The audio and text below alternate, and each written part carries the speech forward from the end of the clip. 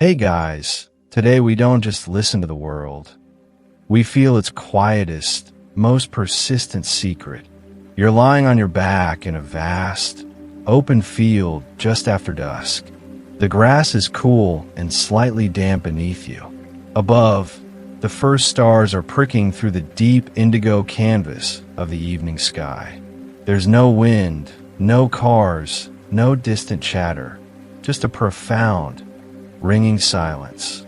But if you stay perfectly still and let your awareness sink down through the earth beneath your shoulder blades, you might sense it. Not a sound, but a vibration, a deep, subsonic hum, as if the planet itself is gently purring. It's there, always there, a baseline rhythm to existence that most of us have never noticed. It's the Earth's secret hum, and for decades, it baffled the scientists who could detect it, but couldn't quite explain where it came from. So, before you get comfortable, take a moment to like the video and subscribe, but only if you genuinely enjoy what I do here. Let me know in the comments where you are right now, and what time it is for you as we begin to drift. Wherever you are, let the world slow down for a while. Soften your gaze, let the hum of life around you fade, and gently drift with us into tonight's quiet exploration. Imagine the planet not as a silent marble in space, but as a colossal, slow-moving instrument. It has its own music, a composition played in a key far below human hearing. The discovery of this hum wasn't dramatic. It was an accident, a piece of data that kept showing up where it shouldn't.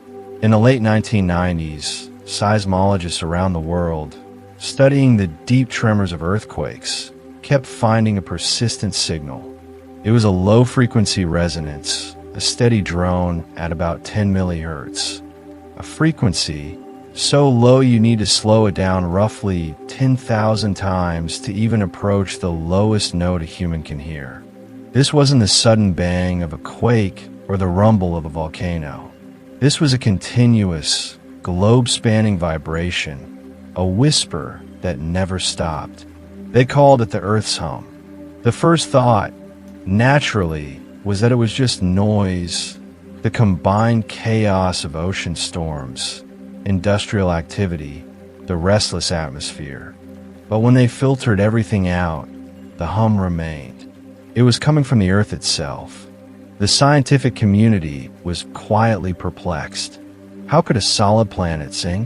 One of the less-known details is the time of day this hum prefers. It's not constant in strength. It has a daily rhythm, a gentle pulse that follows the turning of the planet. Some studies suggest it swells ever so slightly when the great storm systems over the oceans, particularly the North Atlantic in winter, press down on the seafloor like a giant, slow-motion piston. Picture that. An entire ocean basin, weighed down by the fury of a storm you'll never see, acting as a finger pressing a key on the Earth's crust. Other researchers point their attention upwards, to the very top of the sky. They propose a more ethereal conductor, the heating and cooling of the upper atmosphere by the sun, creating giant pressure waves that travel down and essentially ring the planet like a bell. What's fascinating is that scientists still gently debate which force is the principal composer, the deep, hydraulic pressure from below the waves, or the silent, solar power percussion from above the clouds. It might just be a duet, and you, lying there, are resting on the sounding board of this immense, gentle instrument, feeling the faintest echo of a song that has played for eons. So, we've sensed the hum. Now, let's learn to listen to its pulse. You're no longer in the field. You're in the quietest room on Earth, a deep underground seismic observatory. The air is cool and still, smelling faintly of rock and electronics. In the center of the room, resting on a solid granite pillar that goes deep into the bedrock, is the instrument that catches the planet's whisper, a modern broadband seismometer. It's not some clunky machine with needles. It's a sleek, sensitive artifact, its core awaits suspended by delicate springs, isolated from the world's trivial shakes. It's waiting, always waiting, for the true movement. This is how we touch the Earth's heartbeat, not with our hands, but through a ballet of physics so precise it can feel the footfall of a cat a mile away, or the distant crash of a wave on a continent's opposite shore. The story of understanding the hum is a story of eliminating every other sound. Early seismologists, trying to study earthquakes, found this background noise incredibly frustrating. It was the static on their line to the Earth's interior. But a curious mind chooses to study the static. They began to map it and found it was everywhere, not just near cities or coasts, but in the deep interiors of continents, in the frozen silence of Antarctica. The hum was global. One leading theory, the one that feels most tangibly poetic, involves the oceans. Not their waves, but their constant, heavy pressure. Imagine the deep ocean floor. It's not a still, dark plain. It's being massaged, gently, incessantly, by the weight of the water above it. As storm systems move across the ocean surface, they create areas of slightly higher and lower atmospheric pressure. This presses down on the water, which in turn presses down on the seafloor. The entire ocean basin flexes, minutely, like the skin of a drum being tapped by a giant, soft mallet made of air and water. This flexing sends faint seismic waves rippling through the entire planet. It's a worldwide massage, administered by the weather. But there's another player, a more mysterious one. Some data suggest the hum persists even when the world's oceans are at their calmest. This points the finger to the sky. High above us, at the edge of space, the thermosphere dances to the sun's tune. It heats up explosively under solar radiation during the day and cools rapidly at night. This daily expansion and contraction creates immense, slow-moving pressure waves that travel downward. When these waves finally interact with the solid Earth, they can also set it vibrating. It's as if the planet is sitting inside a gently pulsating bubble of thin gas, and the bubble's breathing causes the sphere within to resonate. The debate between the oceanic drum theory and the atmospheric bell theory is a quiet, technical one, fought with supercomputers and global sensor arrays. There's no fury, just the slow refinement of understanding. Some scientists propose an elegant compromise. Perhaps it's the interaction between the two, the pressure wave from the sky coupling with the ocean's response, that creates the most efficient, continuous ring. What's universally agreed upon is the hum's character. It's not a sign of distress or impending cataclysm. It's the sound of a living, breathing, dynamic planet going about its normal business. It's the baseline of Earth's vitality, a low-frequency lullaby it sings to itself. And now, to you. Let's follow the water's voice deeper. The hum is the planet's foundational bass note, but the oceans themselves are a symphony of strange and soothing sounds. You're no longer underground. You're suspended in the twilight zone of the ocean, 1,000 meters down. The pressure is immense, but you feel weightless. All around is a blue so dark it's almost black, yet it's not silent. This is the realm of the deep-sea hydrophone, and what it picks up is not the chaotic noise you might expect, but a chorus of geological and physical processes that sound, oddly, like music. We're moving from the planetary hum to the more tangible, yet equally mysterious, whispers of the deep. First, they're the currents. The great ocean conveyor belt, the thermohaline circulation, doesn't move in silence. As these massive, slow rivers of water flow across submarine mountain ranges and through deep canyons, they generate a low, continuous roar, a kind of aquatic wind. It's the sound of the earth breathing through water. Then there are the ice sheets. At the poles, glaciers are constantly talking. As they creep forward, they groan and creak. But more musically, when icebergs calve and break free, they can sing. As seawater drains through newly formed cracks and tunnels in a floating iceberg, it can create a resonant vibration. Scientists have recorded icebergs emitting a haunting, pure tone hum, sometimes for months on end, like a giant, melancholic crystal glass being rubbed on its rim. They've even tracked individual icebergs across the Southern Ocean by their unique acoustic signature, a drifting, melting island with its own personal song. But perhaps the most whimsical sound from the cold regions is that of singing sand, or more accurately, singing ice. On rare, perfectly calm days in the Arctic or Antarctic, a layer of frost flowers, delicate, feathery ice crystals that form on new sea ice, can interact with a light wind. The wind passing over these billions of tiny, intricate structures creates a soft, ethereal tinkling or whispering sound, like distant wind chimes made of glass. It's a sound so fragile it's almost imagined, a fairy tale soundtrack for the edge of the world.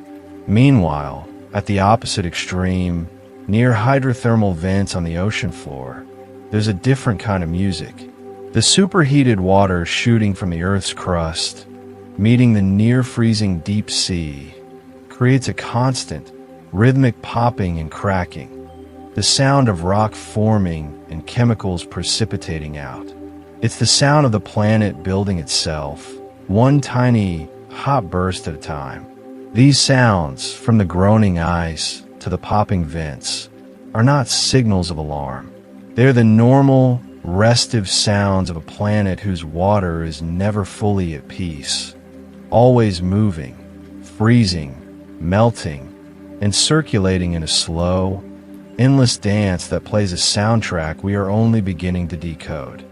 Now, let's rise from the ocean's depths and ascend into the sky. Not into the bright blue of day, but into the thin, cold layers where the atmosphere itself begins to speak in frequencies we can't hear. You're floating in a high-altitude balloon at the edge of space. Below, the Earth is a curved tapestry of blues and whites. Above, the sky is an inky black, studded with stars that don't twinkle. The air here is 1,000,000 times thinner than at sea level, but it is not silent. We're entering the domain of infrasound, sounds so low and deep they travel for thousands of miles, carrying secrets from one side of the globe to another. This is where we encounter phenomena like the skyquakes or mist puffers, mysterious booms heard in coastal areas worldwide with no clear source. But subtler and more persistent are the continuous, ultra-low frequency rumblings generated by the upper atmosphere. One of the most fascinating theories involves a concept called solar thermal tides. Just as the moon's gravity pulls on the oceans to create the sea's tides, the sun's heat pulls on the atmosphere. This daily heating and cooling causes the entire global atmosphere to bulge and contract rhythmically. These massive pressure waves, traveling at the speed of sound, can couple with the solid earth below and create a gentle, continuous vibration. Another potential contributor to that global hum we started with. It's the sky, breathing in time with the sun. Then there's something even more esoteric, the idea of gravitational waves in the air. Not the cosmic ripples in space-time from colliding black holes, but a similar principle on an atmospheric scale. When large air masses of different densities interact, like the violent updrafts of a thunderstorm punching into the stable stratosphere, they can create ripples that propagate horizontally for incredible distances. These are like the concentric circles from a stone dropped in a pond, but the pond is the air itself, and the stone is a storm.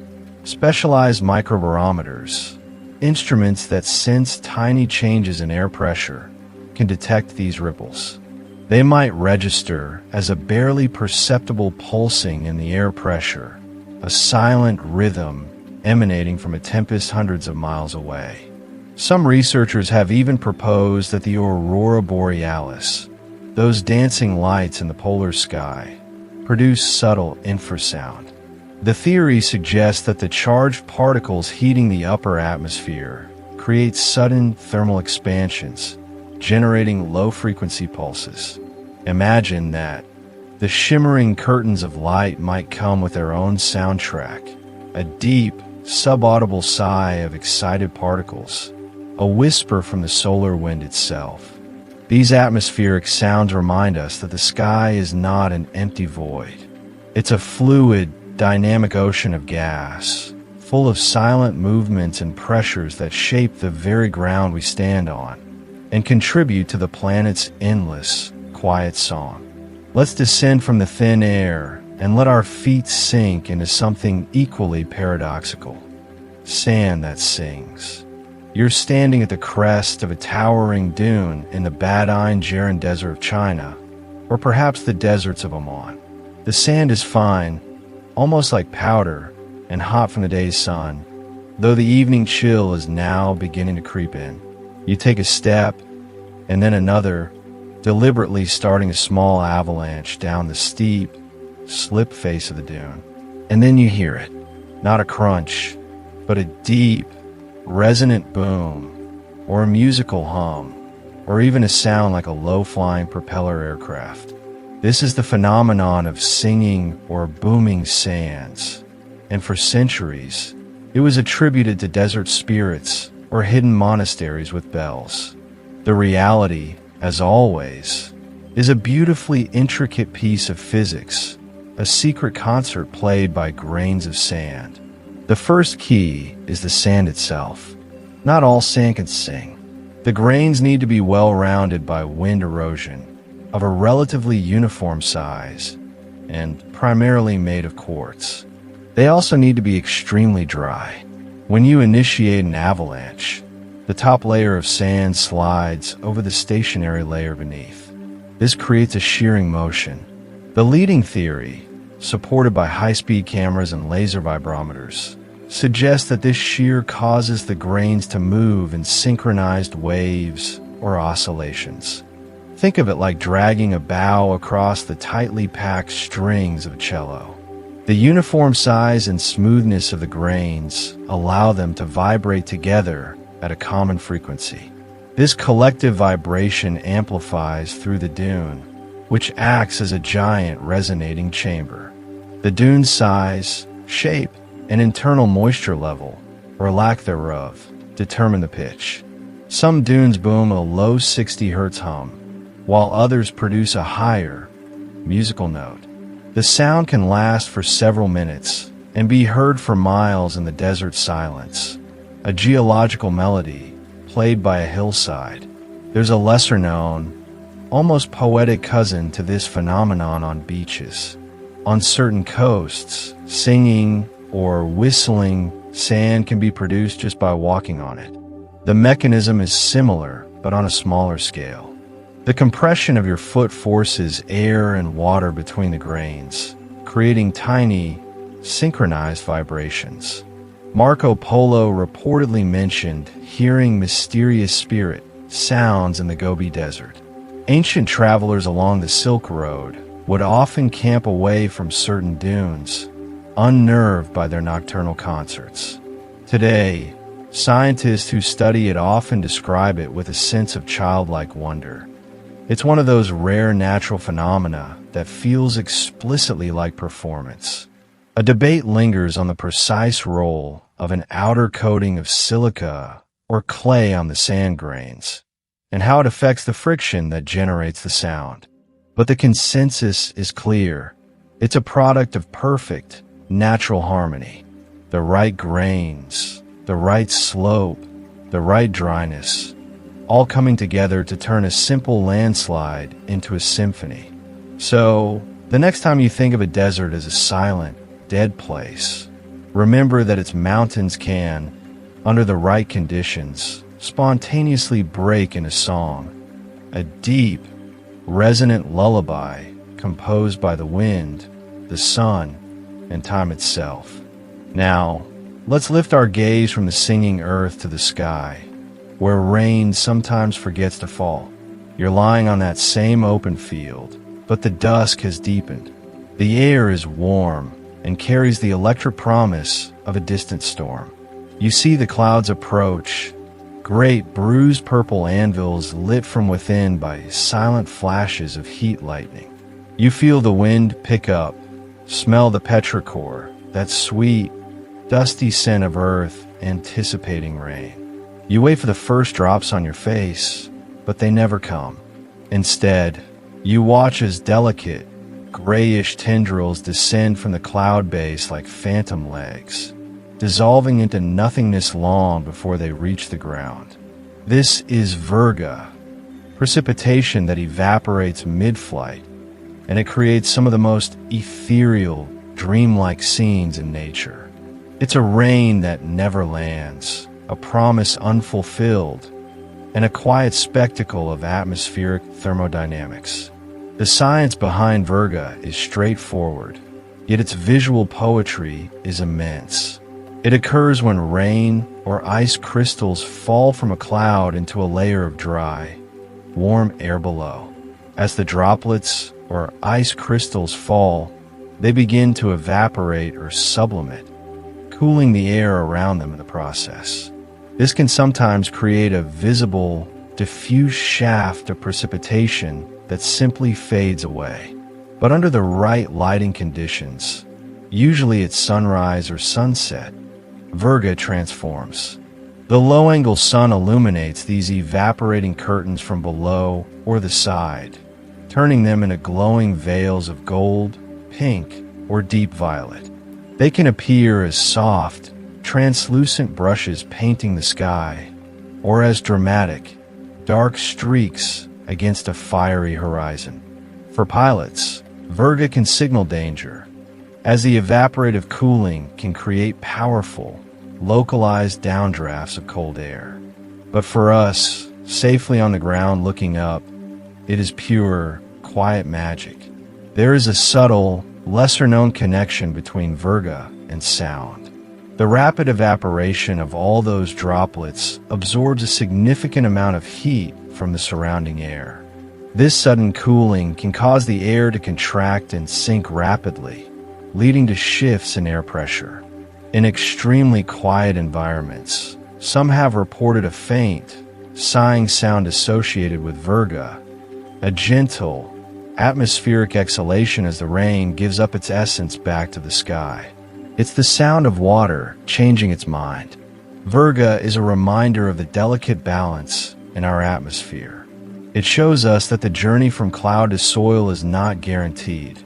That moisture is constantly being traded between sky and air in a hidden economy of evaporation and condensation. On a planet like Mars, Virga is likely the only form of precipitation that occurs. So, when you see these ghostly rain showers, you're witnessing a phenomenon that is both common on Earth and a glimpse of weather on other worlds. A silent, beautiful evaporation that paints the sky with transient, fading watercolors. A perfect visual lullaby for a sleepy mind.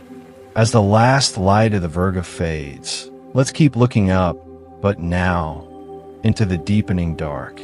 We're waiting for the stars, but first, another, more elusive light show may appear. You're in a quiet northern latitude, maybe Sweden or Canada, hours after sunset. The sky is a deep navy blue, not yet fully black. And then, near the horizon opposite where the sun disappeared, you see them. Faint, silvery blue threads, glowing with an electric, cold light. They look like ethereal cobwebs or ghostly ripples.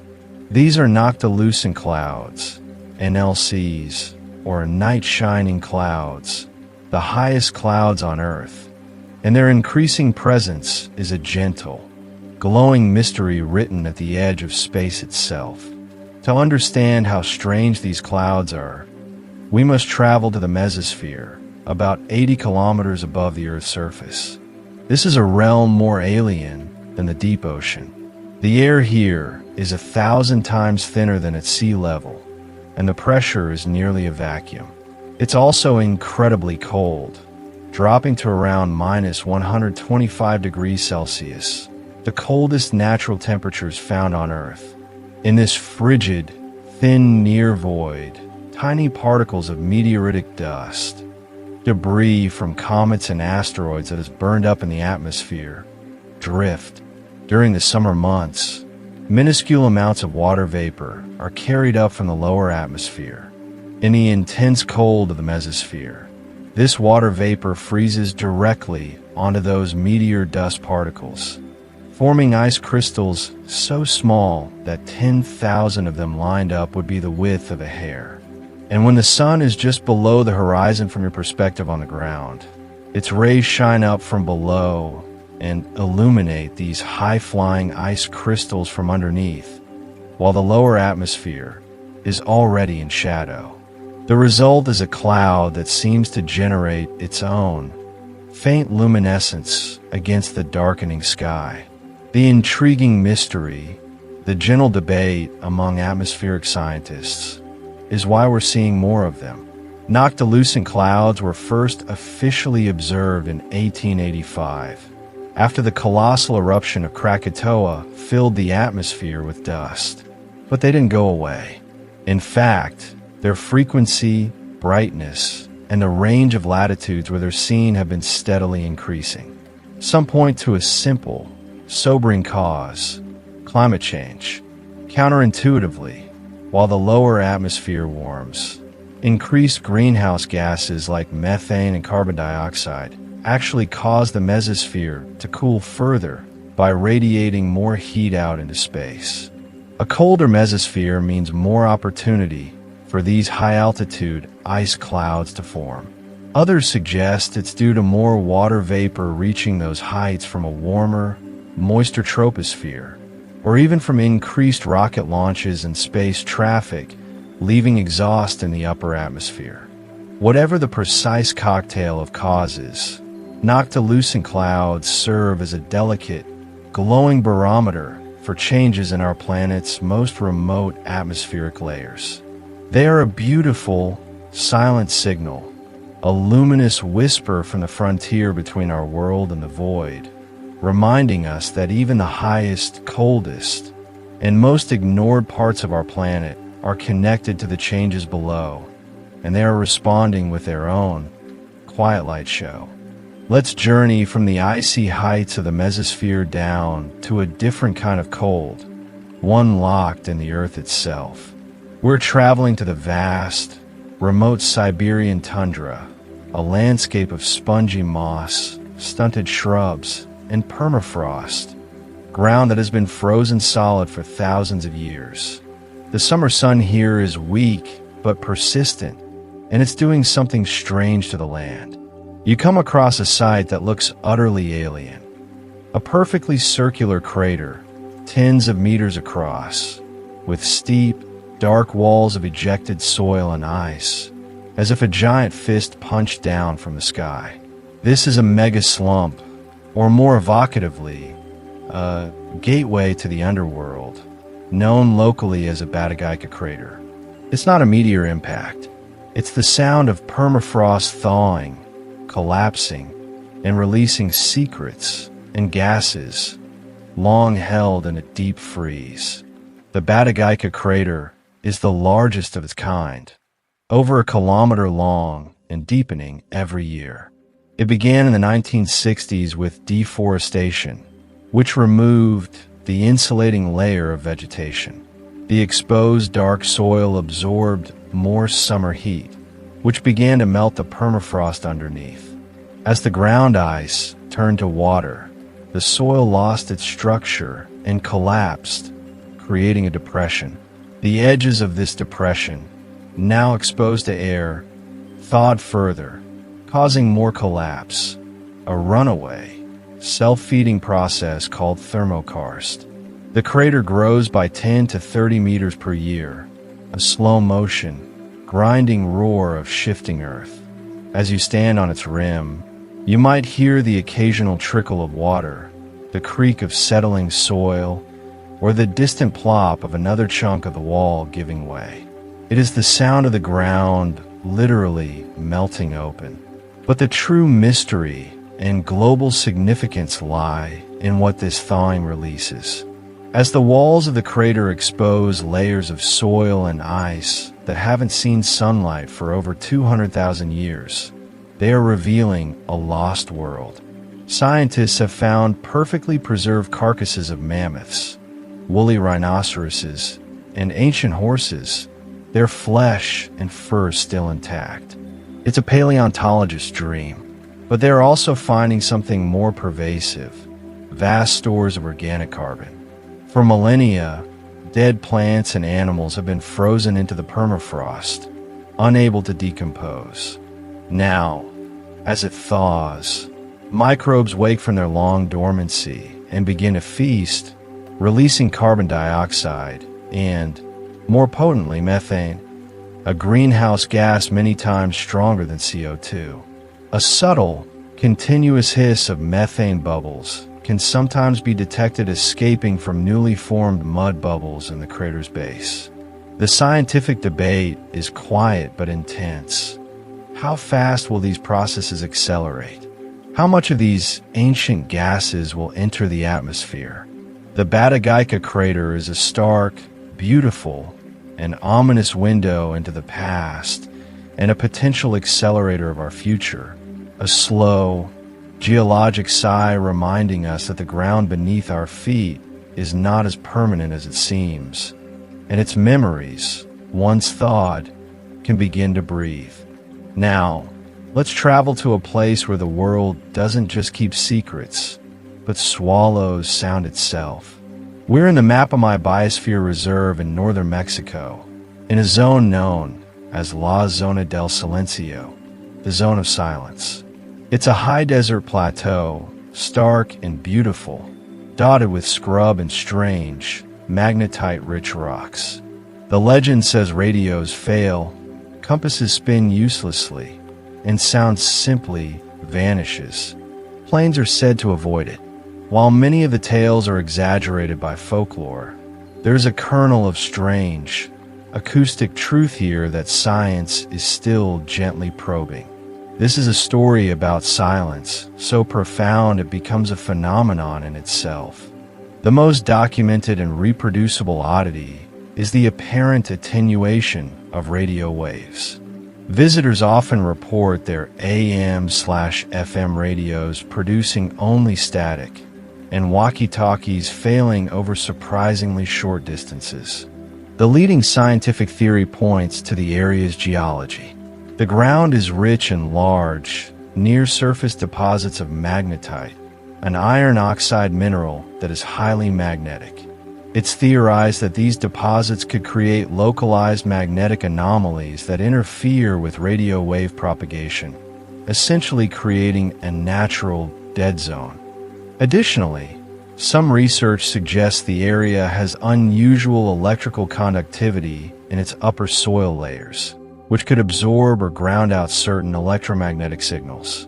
It's not that sound is sucked from the air, but that our modern methods of communication, which rely on electromagnetic waves, hit an invisible wall. But what about true acoustic silence? Anecdotal accounts speak of conversations that seem muted or sounds that don't carry as far as they should. This could be a psychological effect born of expectation and the vast, flat, featureless landscape, which provides few surfaces for sound to reflect off. Sound simply dissipates quickly into the open space. However, a more intriguing hypothesis involves the atmospheric conditions. The zone sits at a point where several very dry, stable air masses converge. Specific temperature and pressure layers in the atmosphere can sometimes create acoustic shadows, bending sound waves upward and away from the ground, much like a mirage bends light. A distant sound that should be audible simply passes over your head. This phenomenon is known elsewhere, but may be particularly pronounced here due to the unique local conditions. The debate isn't about if the zone is supernaturally silent, but about which combination of magnetic, geological, and atmospheric factors creates its portfolio of quiet peculiarities.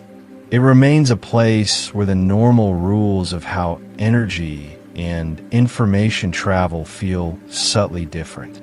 So, it serves as a reminder that silence isn't always just an absence.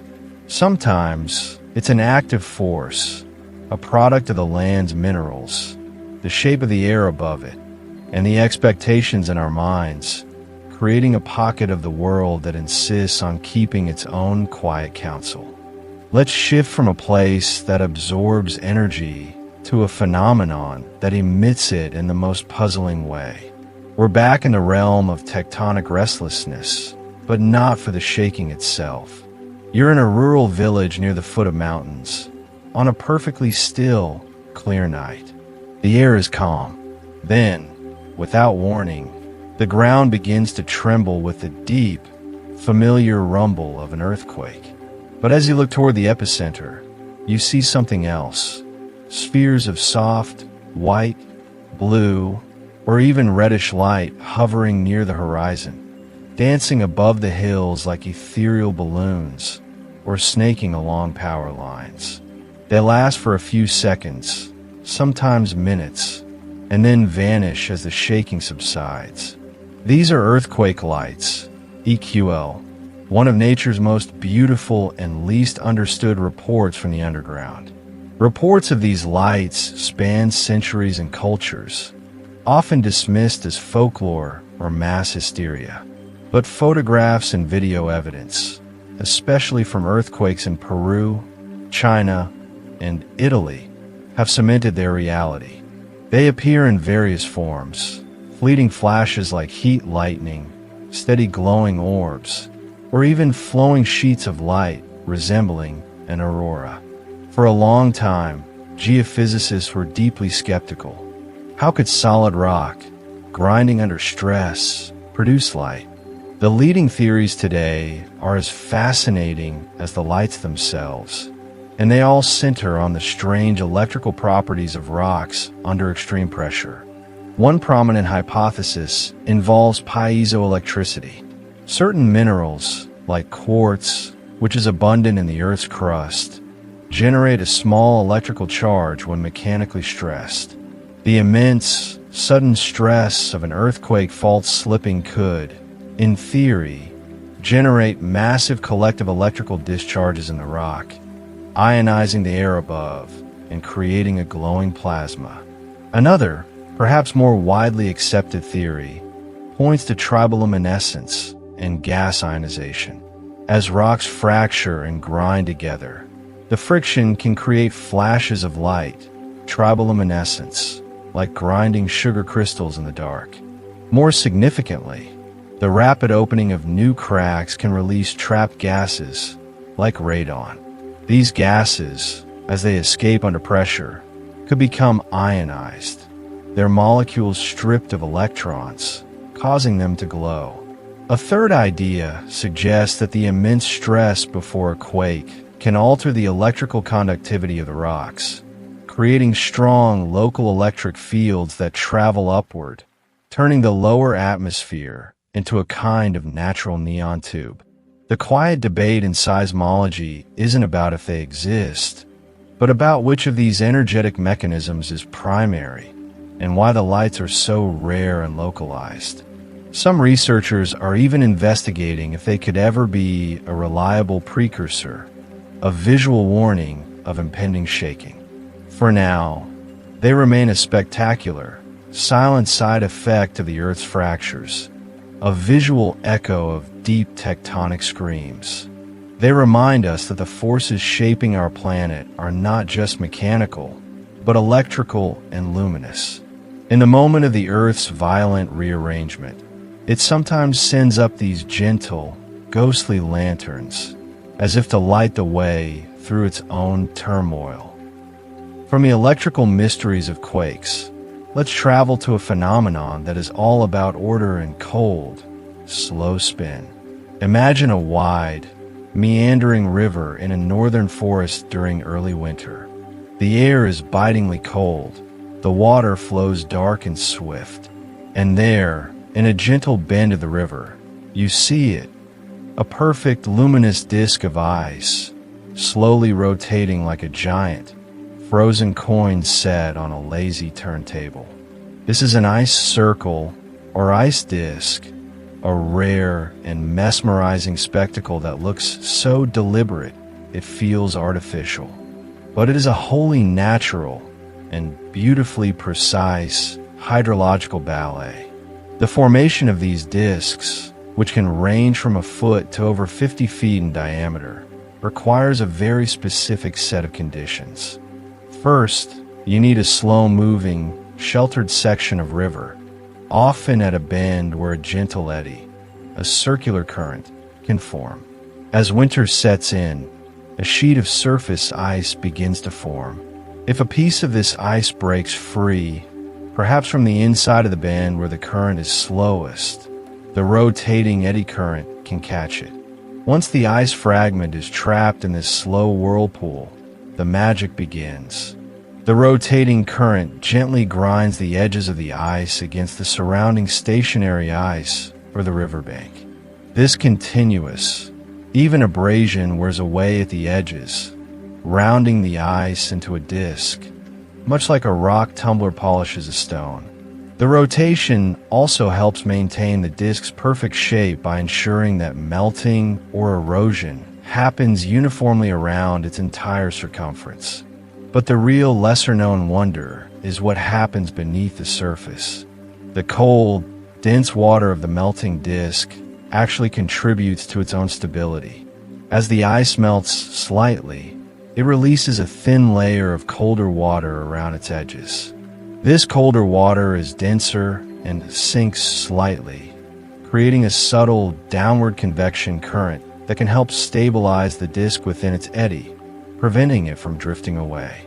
It's a perfect, self-reinforcing loop of physics. The eddy shapes the disk, and the disk's own melting helps anchor it in the eddy. Scientists who study them note that they are most often seen in Scandinavia and North America, and their appearance is a sign of a very particular, tranquil winter moment. The flow must be just right, too fast, and the ice breaks apart, too slow, and no eddy forms. They are ephemeral artworks, lasting from days to weeks until a thaw or flood breaks the delicate equilibrium. Watching one rotate is an exercise in calm. There is no sound but the faint whisper of water and the occasional crack of other ice. It is a giant, slow-motion wheel, turning with a patience that mirrors the season itself, a hypnotic, natural mandala drawn in ice and current. Now, let's step from the cold, spinning river into the deep, still warmth of a forest. But this is not a silent forest. You're kneeling at the base of an ancient Douglas fir, your hand resting on the mossy, damp earth. If you could shrink down to the size of a thread, you would find yourself not in dirt, but in a bustling, interconnected metropolis. This is the Wood Wide Web, a vast, subterranean network of mycorrhizal fungi that connects trees and plants in a cooperative, communicative community. It's a hidden internet of the forest, where information and resources are traded in whispers of chemistry, and the trees, it seems, are talking. For decades, ecologists understood that fungi and tree roots form symbiotic relationships called mycorrhizae. The fungi, with their vast network of thread-like hyphae, act as extensions of the root system, gathering water and nutrient from soil that roots can't reach. In return, the tree provides the fungi with sugars from photosynthesis. But the revelation of recent years is that these fungal networks don't just connect one tree to its fungal partner. They connect many trees together, even of different species. The fungal hyphae weave through the soil, linking root systems into a sprawling, living web. Through this web, trees can share resources, A mature, sun-soaked mother tree can send excess carbon sugars through the network to support a shaded seedling struggling to grow nearby. A tree attacked by insects can release chemical signals into the network, warning neighboring trees of the threat. Those neighbors can then preemptively ramp up their own chemical defenses. The gentle controversy in forest ecology isn't about whether this happens, but about the intent and complexity. Is this simply a passive result of fungal networks acting as pipelines? Or is there a level of purposeful, almost intelligent, exchange? Some researchers caution against anthropomorphizing, arguing the system is a marvel of evolved mutualism, not conscious chatter. Others point to experiments showing resources flow preferentially to kin, suggesting a recognition of relatedness. There's also the mystery of the so-called hub trees, the largest, most connected individuals that seem to act as central nodes, vital to the health of the entire forest network. When such a tree is logged, the connectivity and resilience of the surrounding forest can plummet. Lying there with your hand on the soil, you are resting atop a hidden, slow-motion conversation. Carbon, nitrogen, water, and warning signals flow in a silent, chemical language through miles of fungal threads. The forest is not a collection of solitary individuals competing for light. It is a community, a superorganism whispering through the earth, cooperating for survival in a slow, shared dream of growth and light. Let's drift from the forest's chemical whispers to the ocean's luminous ones. You're standing on a secluded beach on a moonless night. The waves roll in, not with a crash, but with a soft, rhythmic sigh. And as they break, they don't foam white. They glow with an eerie, electric blue. The water sparkles as your feet disturb the wet sand, leaving footprints of light. This is bioluminescence, specifically from dinoflagellates, microscopic plankton that turn the sea into liquid starlight. But what you're witnessing isn't just a beautiful accident. It's a silent, chemical scream for survival. And on a calm night, it can create the illusion of a burning tide. The chemistry behind this blue fire is elegant. Inside each tiny dinoflagellate are organelles called synalons, packed with a light-emitting molecule called luciferin and an enzyme called luciferase. When the plankton is mechanically agitated by a wave, a swimming fish, or your hand, an electrical impulse travels through its cell, triggering a change in pH within the synalin. This change causes the luciferase to rapidly oxidize the luciferin, releasing a flash of blue-green light. It's a defense mechanism. The sudden flash is meant to startle or illuminate a potential predator, making it visible to its predators higher up the food chain. It's the oceanic version of a burglar alarm, a brief, brilliant flare in the dark saying, "Something is eating me." But there's a deeper, more mysterious layer often overlooked. Some studies suggest that under certain conditions, these blooms of bioluminescent plankton can synchronize. Vast swaths of the ocean can pulse with light in slow, coordinated waves, a phenomenon visible from space. The mechanism for this communication is unclear, perhaps chemical cues or very weak electrical fields propagating through the water. It's as if the sea itself has a slow, rhythmic heartbeat made of light. Furthermore, the light itself is exquisitely efficient. Nearly all the energy from the chemical reaction is emitted as light, with almost no heat lost, a process called cold light. This efficiency has inspired biotechnologists for decades. On nights when the sea glows, you are witnessing one of the oldest forms of communication on Earth, a language of light written in brief, blue sentences against the black page of the night sea. It is a reminder that even the smallest organisms are not just passive dwellers in their environment.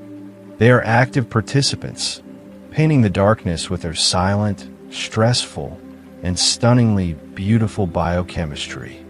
From the living light of the sea, let's turn to the slow, hot breath of the land itself. We're on the flanks of a dormant volcano, say Mount Rainier or Etna. It's not erupting. There's no river of lava, no ash cloud. But the mountain is not asleep. It's breathing. You're lying on a warm, rocky outcrop, feeling a gentle, almost imperceptible warmth rising from a stone. If you had the right instruments, you'd detect a constant, subtle exhalation of steam and gases, and a deformation of the ground so slow it's measured in millimeters per year. This is the quiet life of a volcano between eruptions, a cycle of inhaling and exhaling that speaks of immense pressures far below. This breathing is technically called volcanic degassing and inflation/deflation. Magma chambers, vast reservoirs of molten rock miles below the surface, are never perfectly still. They receive slow influxes of new magma from deeper in the Earth's mantle, and they constantly release volatiles, gases like water vapor, carbon dioxide, and sulfur dioxide. As pressure builds from new magma or from gas accumulating, the ground above the chamber swells upwards like a giant stone lung filling. This is inflation, measured by networks of GPS stations and tilt meters. Sometimes, the pressure is released not in an explosion, but in a slow, steady seep of gas through cracks in fumaroles, steam vents. This release can cause the ground to deflate slightly. This cycle can go on for decades, a slow, rhythmic pulsation. On a still day near a fumarole, you might hear it, a soft, continuous hiss, the sound of the earth letting off a little steam, literally. The intriguing scientific mystery here is what this quiet breathing can tell us. Can subtle changes in the pattern of this breath, a slight increase in the ratio of certain gases, a tiny acceleration in the rate of inflation, serve as a reliable whisper of a future eruption? Volcanologists are like doctors listening to a mountain's heartbeat and breath sounds, trying to interpret its health. There's also the beautiful phenomenon of ice caves on some volcanoes, where volcanic steam vents meet overlying snow and ice. It can create stunning, cathedral-like caves, their walls glowing blue from filtered light, filled with the constant, warm sigh of the mountain below. These caves are transient, existing in the balance between volcanic heat and glacial cold. Lying on that warm rock, you are feeling the residual body heat of a slumbering giant. Its eruptions make headlines, but its long, quiet periods of rest are equally full of activity. A slow, geologic respiration that reminds us the Earth is alive with inner fire, and its most dramatic acts are preceded by a lifetime of soft, almost meditative breaths. We've traveled from the Earth's hum, through its whispering forests, glowing seas, and breathing mountains. Now let's pull back, far back, until our planet is just a fragile, blue marble hanging in the black velvet of space. We're returning to the greatest, most gentle force field of all, one you cannot see, hear, or feel, but which cradles all life. The Earth's magnetic field. This invisible shield, generated by the churning of molten iron in the outer core, is not a static wall. It's a living, dynamic entity that wanders, weakens, and, every few 100,000 years, gracefully flips upside down in a grand, slow-motion ballet called a geomagnetic reversal. And right now, it's showing signs of restlessness. Imagine the magnetic field not as a simple bar magnet, but as a complex, ever-shifting tapestry of lines emanating from the planet's core. These lines emerge near the South Pole, arc around the globe, and dive back and near the North Pole, creating the magnetosphere that deflects the solar wind, a constant stream of charged particles from the sun. Without it, our atmosphere would be slowly stripped away. But the field is alive. The North Magnetic Pole is sprinting across the Arctic from Canada towards Siberia at tens of kilometers per year. And overall, the field's strength has decreased by about 9% over the past 170 years. One large area, called the South Atlantic Anomaly, is particularly weak, stretching from South America to southern Africa. Satellites passing through it experience heightened radiation. It's a soft spot in our planetary armor. This weakening is a hallmark of the beginning of a reversal process. During a reversal, which takes 1,000 to 10,000 years to complete, the field doesn't vanish. It becomes complex and multipolar, with many north and south poles popping up randomly across the globe, like a confused compass. The last full reversal, the Brunhes-Machiyama reversal, happened about 780,000 years ago. We are arguably overdue by a loose statistical average. The quiet debate isn't if another reversal will happen, but when, and what the effects of this millennia-long transition will be. It likely won't cause mass extinctions, but it could increase radiation of the surface slightly, disrupt some animal navigation, like birds and turtles that use the field, and challenge our power grids and satellites with more solar storms. Yet, for almost all of human civilization, the process would be imperceptibly slow, a background shift in the planet's deepest physics. So, as you drift, picture this. Deep within the Earth, a 5,000-kilometer wide ball of molten iron is slowly, patiently, changing its dance. Above, the invisible lines that guard us are gently fraying and preparing to reconfigure themselves in a new order. It is the ultimate slow phenomenon, a planetary scale sigh, a magnetic lullaby for a species that has only just learned to listen. It reminds us that even the most constant seeming protections are part of a grander, slower cycle of change. The story of our planet's quiet voices is told. We've felt its subsonic purr, seen its ghostly rain and luminous clouds, heard its singing sands and silent zones, and sensed the slow breaths of its fire and magnetism. Each phenomenon, from the chemical whispers between tree roots to the patient wandering of the magnetic poles, is a thread in a vast, tranquil tapestry. They are not alarms, but reassurances, proof that the Earth is not a static rock, but a living, breathing, humming system of endless, gentle activity. Most of this activity exists on timescales too vast or frequencies too subtle for our busy senses to notice. But in these quiet moments, when the world of human noise fades, we can choose to listen to this older, slower rhythm. So, let these images soften now.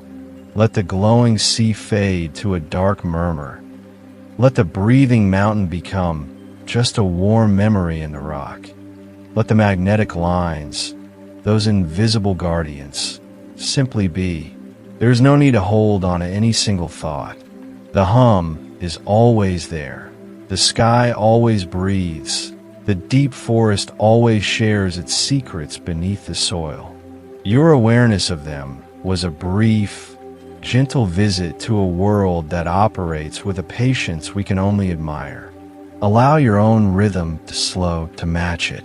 Let your breath deepen, your muscles unwind. The mysteries are not problems to be solved tonight, but lullabies to be felt. The Earth has been singing its slow songs long before we arrived, and it will continue long after we drift into our own quiet dreams. There is profound comfort in that continuity, in being a guest on a world so full of serene, endless wonder. Wherever you are, whatever time it is, let the last of the day's tensions dissolve.